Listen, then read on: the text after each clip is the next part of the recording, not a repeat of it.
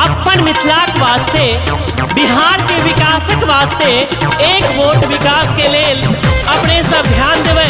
चचा चाची बहन सब गोटे मिलकर पुष्पम प्रिया चौधरी जी के अपन कीमती वोटक संग भारी बहुमत से विजय बनाबू और बिहारक विकास कराबी, ताकि प्लूरल्स पार्टी सरकार हमरा सब गोटे के बीच बने। मिथिला के बेटी पुष्पम प्रिया प्लूरल्स पार्टी हिनकर विकासक लेल।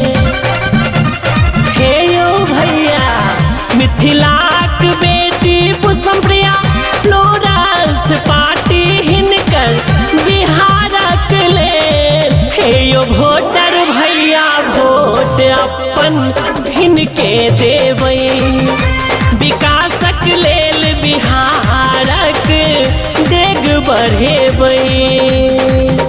हे यो चचा ध्यान से सुनबै, हे चाची अहूँ सुनबै। अपन बहिन अपन घर के बेटी पुष्पम बहिन के लेल एक वोट कर जरूर है, याद रखबै बिसरब नहीं। ताई तो अपन बिहारक विकास है और हम सब शिक्षा बेरोजगारी और जे भुखमरी है वही दूर है। हेतै विकास जखन एतै प्लूरल्स पार्टी, जगमगेतै कृषि शिक्षा उद्योग IIT।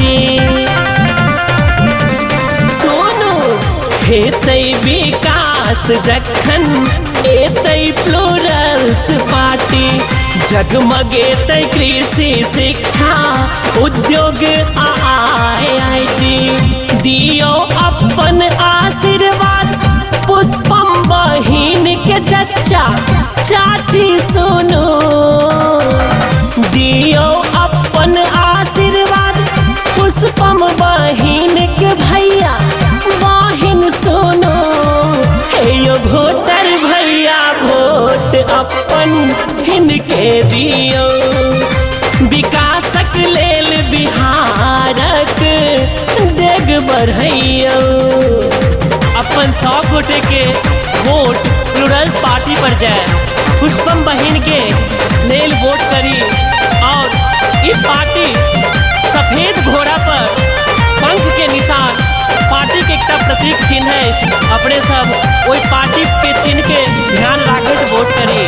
हर वार्ड पंचायत हेतै बुनियादी विकास, गरीबक झोरी भरतै बरखों के पूरल आस। हे यो चचा हर वार्ड पंचायत हेतै बुनियादी विकास, गरीबक झोरी भरतै बरखों के पूरल आस। भेटत अपन अधिकार जगमगेतै पूरा बिहार विकासक लेल। भेटत अपन अधिकार जगमगेतै पूरा बिहार विकासक लेल। हे यो वोटर भैया वोट अपन हिनके देबै, विकासक लेल बिहारक डेग बढ़ेबै।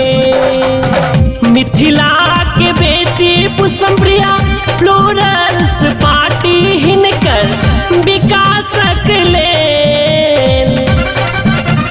हे यो भैया मिथिला के बेटी पुष्पम प्रिया प्लूरल्स पार्टी हिनकर बिहारक लेल। हे यो वोटर भैया वोट अपन हिनके देबै, विकासक लेल बिहारक डेग बढ़ेबै।